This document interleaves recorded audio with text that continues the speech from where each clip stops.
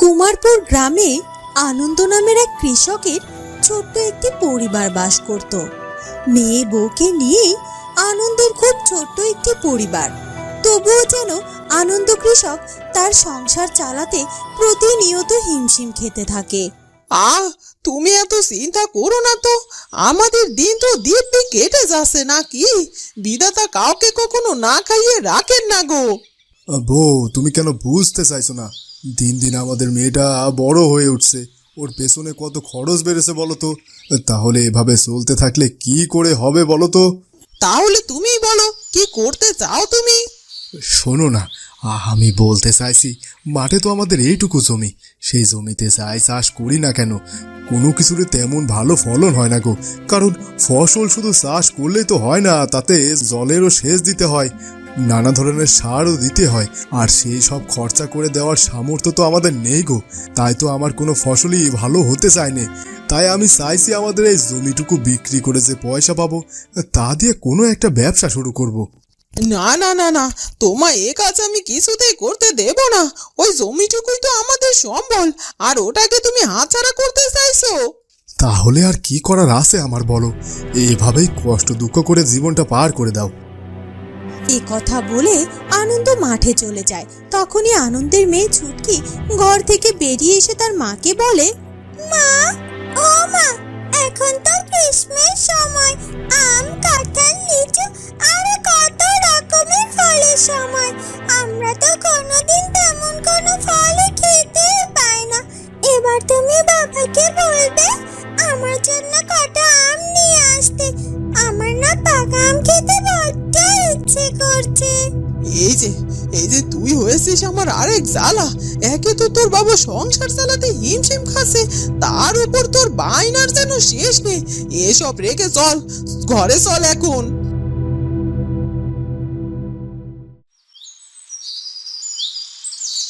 কিরে ছুটকি, তুই এই ভর দুপুরে এসেছিস আমাদের বাড়িতে আমার সাথে খেলা করতে, কিন্তু এখন যে মা আমাকে কিছুতেই খেলতে বাইরে যেতে দেবে না রে। কি রে সুমি, কে এসেছে রে? ও ছুটকি, তুই? শোন, এখন এই ভর দুপুরে রোদ্দুরে সুমি বাইরে খেলতে যাবে না, তুই বরং বিকেলে আসিস, কেমন? চল সুমি, ঘরে চল। আমি সেই কখন থেকে এক থালা পাকা আম কেটে বসে আছি তোকে খাওয়াবো বলে, খাবি চল। যাচ্ছি মা। কিরে ছুটকি, তুই এখনো এখান থেকে গেলি না যে? আমি তো বললাম এখন আমি তোর সাথে খেলতে পারবো না। ঠিক আছে, আমি চলে যাচ্ছি।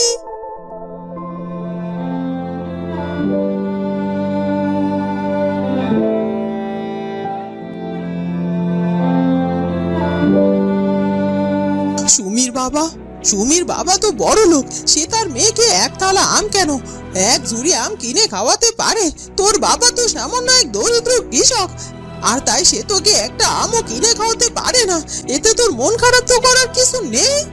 ও মামা, শুধু একটা আম আমায় কিনে দাও না, তারপর আর কোনোদিন আমি আম খেতে চাইবো না তোমাদের কাছে।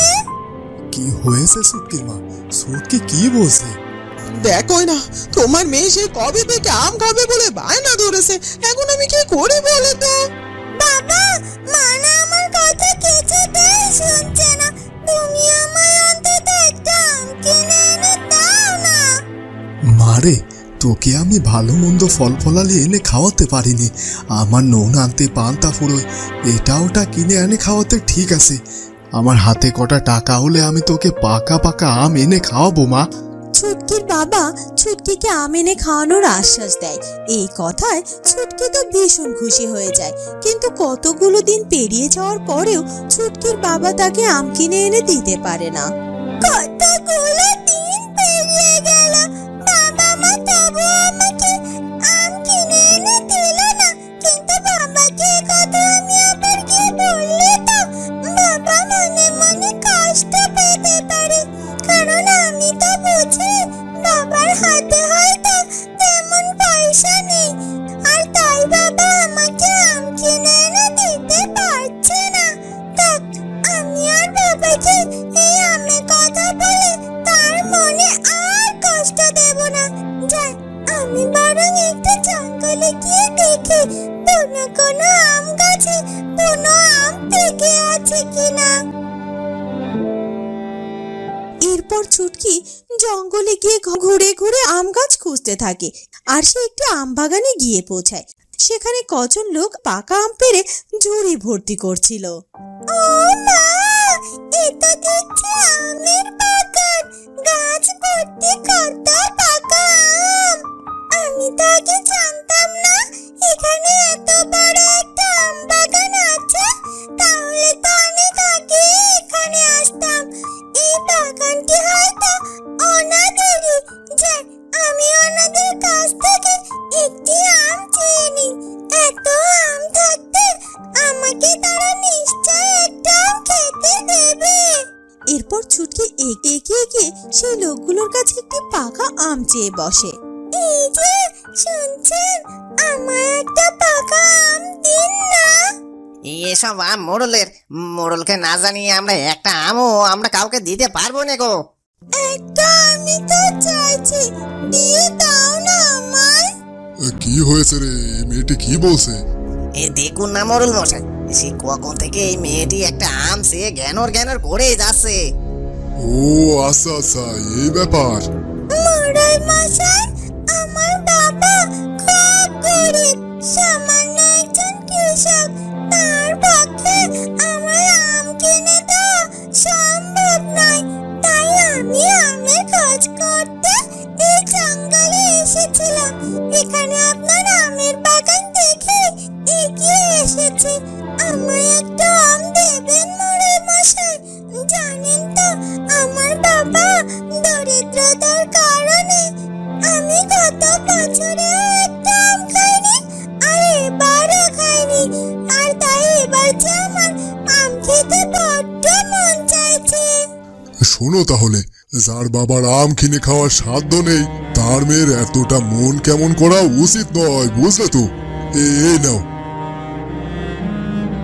তুমি বরং কতগুলো আমের আটি নিয়ে যেতে পারো।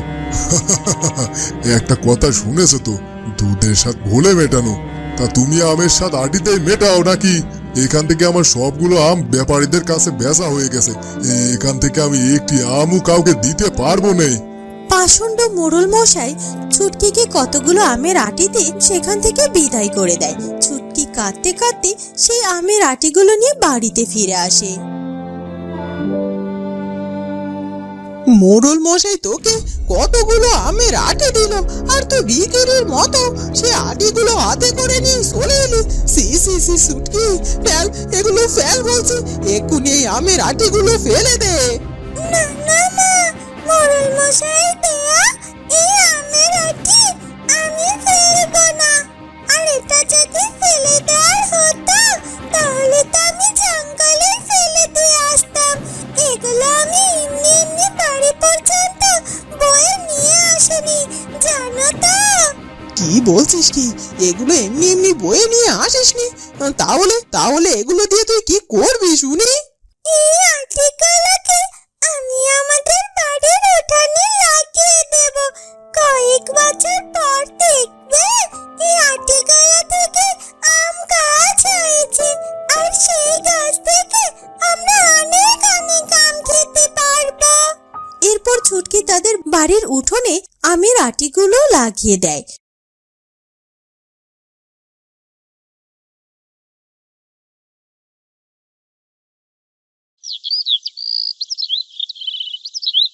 কয়েক মাস পর সেই আটি থেকে আমের চারা গজিয়ে ওঠে।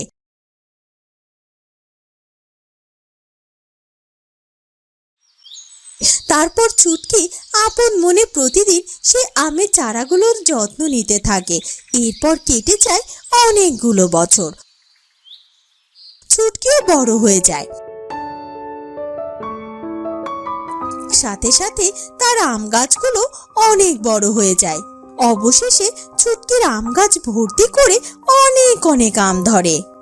দেখেছো ছুটকির মা, আমার ছুটকির আম গাছে কত আম ধরেছে। হ্যাঁ গো, তাই তো দেখছি। সেই ছোট থেকে মেয়েটা আমার একটি আম খাওয়ার জন্য কত বায়নাই না করেছে। ওর মুখে আমরা একটি আমও তুলে দিতে পারিনি গো। আজ ওর লাগানো গাছে কত আম ধরেছে দেখেছো? আর দেখো, এতদিনে আমাদের সুটকিও কত বড় হয়ে গেল। হ্যাঁ, ছুটকি অনেক বড় হয়ে গেলেও তোমরা ছুটকি বলাটা বন্ধ করলে না তো। আমারও যে একটা নিজস্ব নাম আছে, আর সে নামে তো আমাকে কখনো তোমরা ডাকোই না। বাবা মায়ের কাছে সন্তানরা কখনো বড় হয় না কি রে মা? তুই তো এখনো আমাদের সেই ছোট্ট মেয়েটি আছিস।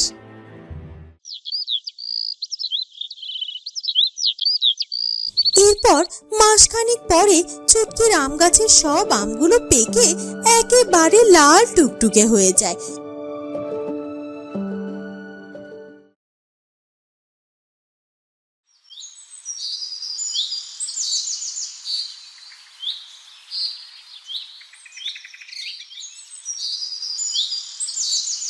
মোড়ল মশাই, মোড়ল মশাই, গিন্নিমা, কেউ আছেন বাড়িতে?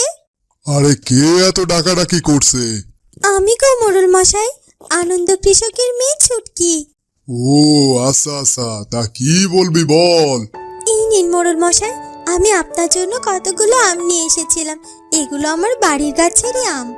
বাহ, তোর বাড়িতে আবার আম গাছও আছে নাকি? তা দেখছি দারুণ সুন্দর আম হয়েছে রে। মোড়ল মশাই, এই আম গাছের চারা তো আপনার থেকেই পাওয়া। মানে?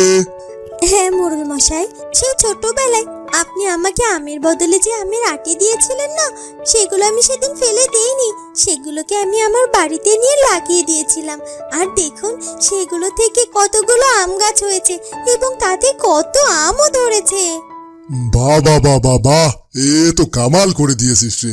তুই প্রমাণ করে দিলি কোনো কিছুই ফেলে দেওয়ার নয়, সঠিক প্রয়োগ করলে সবকিছু থেকেই ভালো কিছু পাওয়া সম্ভব। আর শোন মা, সেদিন তোর সাথে আমি খারাপ ব্যবহার করে ফেলেছি, তুই আমাকে ক্ষমা করে দিস মা। না না মোড়ল মশাই, আমি আপনার উপরে রাগ করে নেই। সেদিন আপনি আমায় একটি আম দিলে হয়তো আমি আমটি খেয়ে আটি ফেলে দিতাম, আর আপনি আমায় আমের বদলে আটিগুলো দিয়েছিলেন বলেই তো আমার ভেতরে জেদ হয়েছিল। আর তাই আমি এটা বিশ্বাস করি যে বিধাতা সব কিছুই কোনো না কোনো ভালোর জন্যই করেন। এই জন্য আমি আটিগুলো নিয়ে আমার বাড়িতে লাগিয়ে দিয়েছিলাম। এ কথা বলে ছুটকি মোড়ল মশাইকে আমগুলো দিয়ে বাড়ি থেকে বেরিয়ে যায়। মেয়েটার বুদ্ধি আছে বটে, এ কথা স্বীকার করতেই হয়।